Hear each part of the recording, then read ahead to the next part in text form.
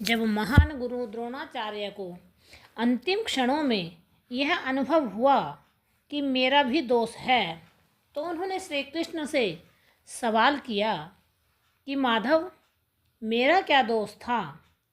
तो केवल एक ही उत्तर मिला, बल्कि एक ऐसा राज भी खुला जो आज कम ही लोग जानते हैं। नमस्कार दोस्तों, आज हम बात करने जा रहे हैं एक ऐसे प्रसंग की जो आपको या आपके मन को हिला कर रख देगा।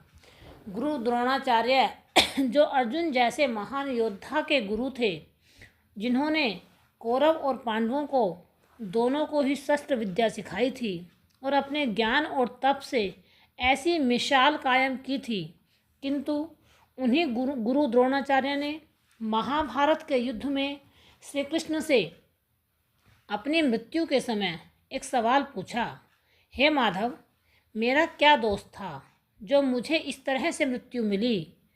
तो उस सवाल का जवाब जब श्री कृष्ण ने उन्हें दिया तो ये सुनिए आप क्या कहा।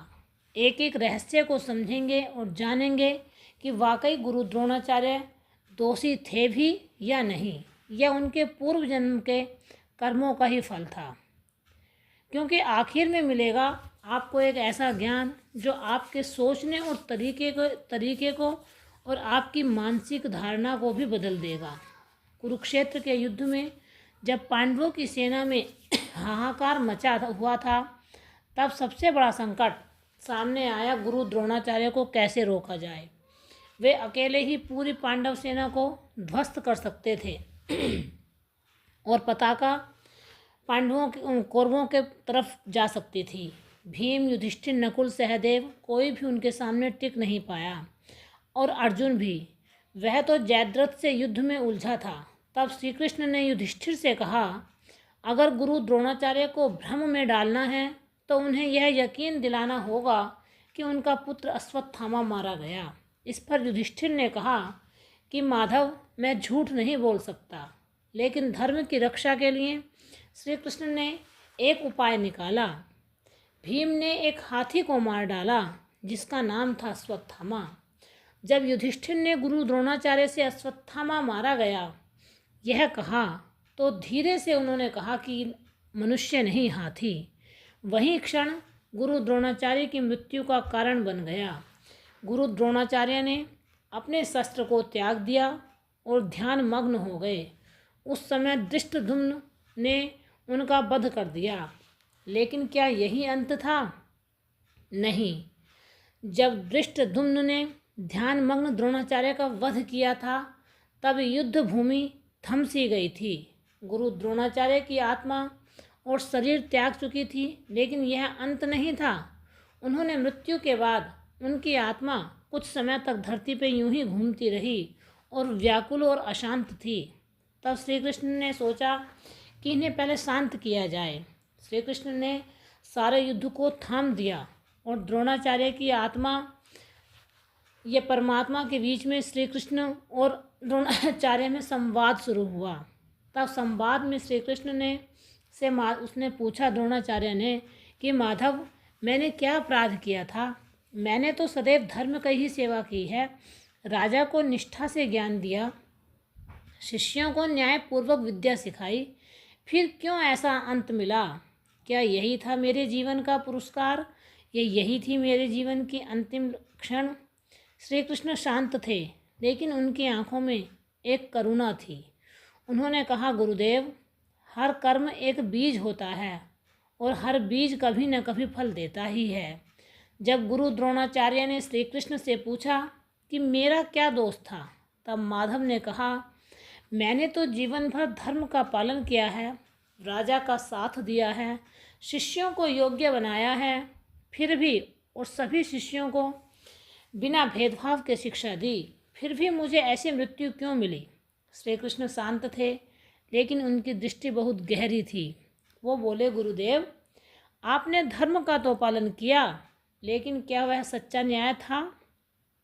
गुरु द्रोणाचार्य ने हैरानी से पूछा, किस बात की ओर संकेत कर रहे हैं प्रभु आप? श्री कृष्ण बोले, जब आपने अर्जुन को ब्रह्मास्त्र सिखाया तो द्रोणाचार्य गुरु थे आप। लेकिन जब एकलव्य ने बिना आपसे सीखे आपकी मूर्ति से अपनी शिक्षा ग्रहण की, लेकिन अर्जुन को सर्वोपरि करने के लिए आपने उसका अंगूठा मांग लिया, क्या वह न्याय था? फिर युद्ध भूमि में आपने अपने शिष्य अर्जुन के सबसे बड़े शत्रु कौरवों के साथ खड़े होकर युद्ध किया, जबकि आपके भीतर आप जानते थे कि अधर्म किस ओर है। आपका दोष यही था गुरुदेव कि आपने धर्म को ज्ञान से अलग कर दिया और नीति को पक्षपात से जोड़ दिया। गुरु द्रोणाचार्य मौन रहे, क्योंकि अब वह सवाल नहीं बचे थे, केवल उत्तर गूंज रहे थे। गुरु द्रोणाचार्य स्तब्ध थे, उनकी आंखों में क्षोभ और पीड़ा का मिश्रण था। उन्होंने धीमे स्वर में श्री कृष्ण से कहा, क्या एक गुरु के लिए यह एक अपराध था कि वह अपने राजा और अपने कर्तव्य के प्रति निष्ठावान रहा? श्री कृष्ण ने कहा, उत्तर दिया, निष्ठा तो तब तक धर्म है जब तक वह सत्य और न्याय के साथ खड़ी हो। जब राजा ही अधर्मी हो गया हो, सत्ता के साथ अन्याय कर रहा हो, तो गुरु आंखें मूंद ले, यह भी एक अन्याय ही होता है और ज्ञान का संहार करता है। गुरुदेव श्री कृष्ण बोले, आपके हाथों में था अर्जुन जैसा धनुर्धर, लेकिन आपके शब्दों में निष्पक्षता नहीं रही। आपने युद्ध भूमि में अधर्म के पक्ष को देखा, पर कभी उसे रोका नहीं। आप जानते थे कि दुर्योधन गलत है, फिर भी उसके रथ पर खड़े रहे। धर्म केवल अस्त्र नहीं चाहता, वह विवेक और साहस भी मांगता है, और जहाँ विवेक मौन हो जाए, वहाँ गुरु भी युद्ध में पराजित हो जाते हैं, चाहे वह शस्त्रधारी हो या नहीं। गुरु द्रोणाचार्य यह सब प्रश्नों के उत्तर सुनकर अपने आप को जान चुके थे कि वह दोषी हैं। श्री कृष्ण ने गुरु द्रोणाचार्य की ओर देखा और बहुत शांत भाव से कहा, गुरुदेव, आपने जीवन भर धर्म सिखाया, लेकिन अंत में पुत्र मोह में फंस गए। यही आपका सबसे बड़ा दोष था। गुरु द्रोण बोले, कौन सा? श्री कृष्ण बोले, आपने अपने पुत्र का इतना मोह किया कि आप अधर्म को ही भूल गए। आपने उस पुत्र के लिए वह सब किया जो एक पिता करता है, लेकिन एक गुरु के नाते जो धर्म आपके हाथ में था उसे छोड़ दिया।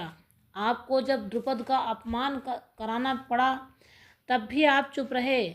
जब कौरवों ने धर्म के विपरीत कार्य किए, तब भी आप चुप देखते रहे, क्योंकि आपको अपने पुत्र का भविष्य सुरक्षित करना था।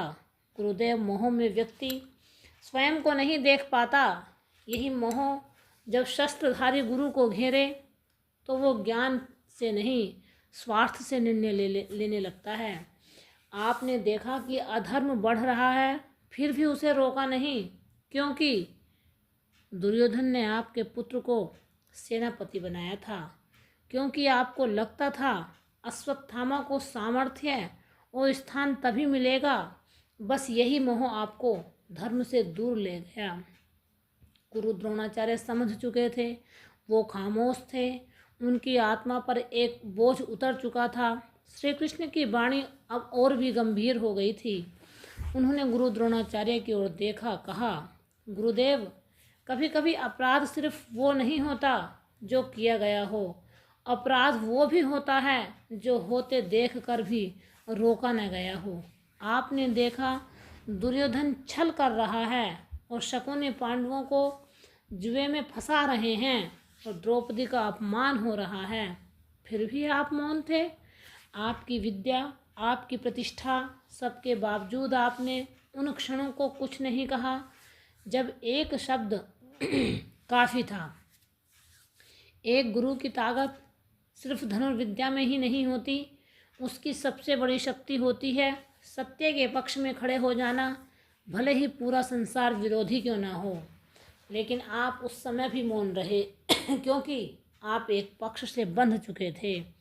गुरुदेव श्री कृष्ण से बोले, जो धर्म का रक्षक होता है वे मौन रह जाएं तो अधर्म निर्भीक हो जाता है, अधर्म निडर हो जाता है, अधर्म अपने आप को सर्वोपरि मानने लगता है। आपने अपने मौन से अधर्म को साहस दिया। यही मौन आपका और आपका ही नहीं, पूरी सभा का अंत का कारण बना। गुरु द्रोणाचार्य की आत्मा अब व्याकुल भी थी। जो बातें उन्होंने कभी सुनी ही नहीं थी, वो आज श्री कृष्ण के मुख से सुन रहे थे। श्री कृष्ण ने गुरु द्रोणाचार्य की ओर देखा। बोले, गुरुदेव, आपने शिष्यों को धनुर्विद्या सिखाई, लेकिन क्या आपने उन्हें धर्म की दिशा दी? अर्जुन को अपने ब्रह्मास्त्र सिखाया, लेकिन क्या आपने कभी उसे ये सिखाया कि शस्त्र का प्रयोग कहाँ उचित है और कहाँ अनुचित है, या कहाँ करना है आपको, या कहाँ नहीं करना? यही तो गुरु का असली धर्म होता है। केवल ज्ञान देना ही, उसे सही दिशा में उपयोग करवाना भी। भीष्म पितामह, विदुर और आप तीनों महाज्ञानी पुरुष थे, फिर भी गुरु सभा में धर्म लुटा। तो केवल विदुर बोले, आप और भीष्म मौन थे, जबकि आप और भीष्म उस अधर्म को रोक सकते थे। गुरु वह नहीं होता जो केवल पाठ पढ़ा दे, गुरु वह होता है जो शिष्य के अंत में दीपक, धर्म का दीपक जला दे। आपका दोष यही था गुरुदेव, आपने अर्जुन को महान धनुर्धारी बनाया, पर उसे धर्म युद्ध का मार्ग श्री कृष्ण को ही बताना पड़ा। श्री कृष्ण ने ही उसको ये समझाया कि ये धर्म युद्ध है, इसे तुम्हें लड़ना चाहिए। जो काम आपको करना था वो मुझे करना पड़ा। क्या यही न्याय होता है? गुरु द्रोणाचार्य की आत्मा में जैसे कोई तूफान उठ खड़ा हो। गुरु द्रोणाचार्य की आंखें झुकीं और उनकी आत्मा जैसे अपने कर्मों के भार से बोझिल हो चुकी थी। श्री कृष्ण बोले, गुरुदेव, आपने शिक्षा देने की कोई कमी नहीं छोड़ी, लेकिन जब निर्णय की घड़ी आई तब आपने पक्ष चुना। आपका द्रुपद ने अपमान किया, आपने उसका बदला पांडवों से कराया, किंतु जब पांडवों पर अपमान हुआ तब आपने अपनी तलवार कौरवों के लिए नहीं निकाली, ना आप कौरवों के विपरीत खड़े हुए। यह सब क्या था गुरुदेव? यह पक्षपात नहीं था, यह अंधभक्ति नहीं थी, यह आपका दोष नहीं था।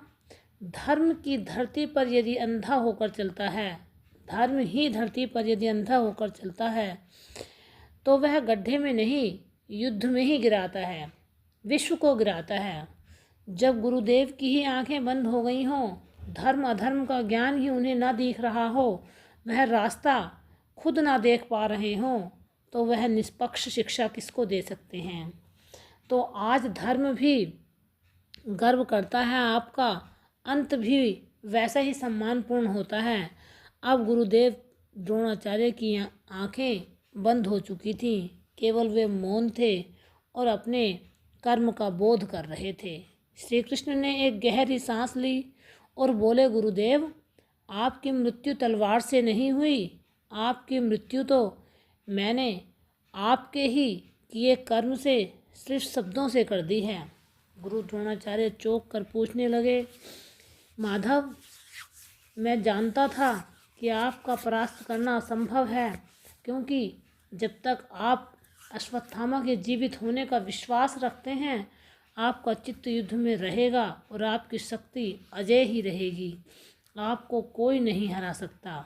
इसलिए मुझे अश्वत्थामा हतः कहना पड़ा और युधिष्ठिर से कहलवाना पड़ा, क्योंकि मैं जानता था कि जब तक आप युधिष्ठिर से इस वाक्य को नहीं सुनेंगे, आपके मन में भ्रम पैदा ही नहीं हो पाएगा।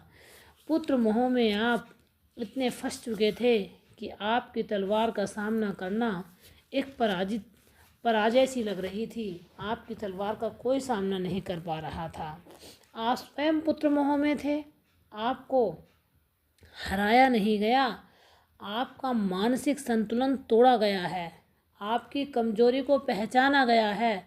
जब आपको पता चला कि ये कमजोरी आपको आपकी तलवार गिरा सकती है, तभी तो आपसे ये कहा गया कि अश्वत्थामा मारा गया।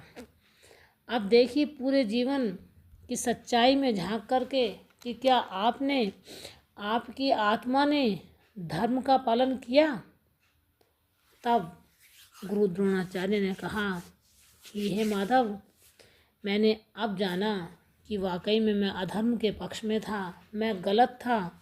गुरु द्रोणाचार्य की आत्मा अब भी तक काँप रही थी। वो जो स्वयं को धर्म ज्ञानी, नीतिज्ञ और महान अपने आप को मान रहे थे, आज उन्हें अपने जीवन में पहली बार ये एहसास हुआ था कि वाकई में मैं गलत हूँ। जीवन का आईना अगर उन्होंने देखा था, जीवन की सच्चाई को यदि उन्होंने देखा था, तो वो कृष्ण ने दिखाया था। गुरु द्रोण ने धीरे से कहा, मैं सच्चा गुरु नहीं था केशव। श्री कृष्ण मुस्कुराए, गुरुदेव आप योग्य थे, सच्चे थे, पक्षपातपूर्ण थे, लेकिन पुत्र मोह में फंसे हुए थे। परंतु ये मोह, पक्षपात और चुप्पी के बंधन भी व्यक्ति को अधर्म में ही ले जाते हैं।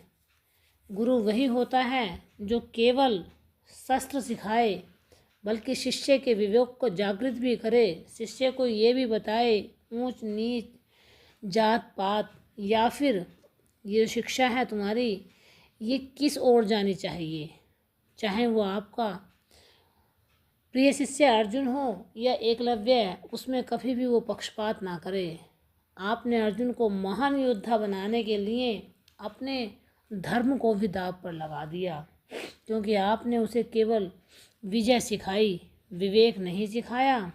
मृत्यु कोई हार नहीं होती गुरुदेव, पर अगर अंत से पहले बोध ना हो तो जीवन व्यर्थ हो जाता है। परंतु आप भाग्यशाली हैं, क्योंकि आज आपको आत्मा बोध भी हुआ और आत्मा ज्ञान भी हुआ और आपकी आत्मा शांत भी हुई। वो आप मुक्त हो रहे थे क्योंकि उन्होंने सत्य को स्वीकार लिया था। गुरु द्रोणाचार्य, जिनका इतिहास में नाम महान आचार्यों के रूप में लिया जाता है, आत्मा को स्वयं स्वीकार किया। केवल ज्ञान महानता की गारंटी नहीं है। ज्ञान अधर्म से कट जाए तो वो अंधा हो जाता है और अंधा ज्ञान विनाश का कारण होता है, विश्व को विनाश के रूप में ले जा सकता है। श्री कृष्ण ने कहा, जो केवल गुरु द्रोणाचार्य के लिए नहीं था, वो हर इंसान के लिए था। जो सही है और गलत के बीच में चुप रहता है, जो मोह में फंस जाता है, सच्चाई से मुंह मोड़ लेता है, गुरु वही व्यक्ति अधर्म का सारथी हो जाता है। गुरु द्रोणाचार्य की मृत्यु कोई संयोग नहीं थी, वो परिणाम थी एक एक उस क्षण की जो उन्होंने अपने जीवन में देखे थे, और वो धर्म के विरुद्ध आंखें मूंदे अपने आप को एक असहाय सा देख रहे थे और नीचे को मुँह करके उसे स्वीकार रहे थे। जब उन्होंने न्याय की जगह नीति से समझौता किया, अनंत शब्दों ने उन्हें तोड़ा, झूठ की आधी सच्चाई ने उन्हें मारा, एक महान गुरु इतिहास में एक दुखांत कथा बन गया। इस कहानी से हमें यह शिक्षा मिलती है कि हमें कभी भी धर्म के साथ पक्षपात नहीं करना चाहिए, क्योंकि अधर्म ज़्यादा दिन नहीं चलता, और यदि अधर्म ज़्यादा दिन चलता होता तो गुरु द्रोणाचार्य जैसे महान गुरु होते हुए भी अधर्म क्यों हार गया। महाभारत में अधर्म का हारना ये सबूत देता है कि अगर यदि आप धर्म के पक्ष पर हैं, धर्म के पथ पर हैं, तो अकेले ही अपने पक्ष पर लड़ते रहें और अपनी सच्चाई के अनुसार चलते रहें। जीवन आपका संघर्षमय हो सकता है, किंतु कष्टमय नहीं होगा। संघर्षमय जीवन उन्हीं का हुआ करता है जो जीवन के लक्ष्य में कुछ नया देखते हैं। जय श्री कृष्ण।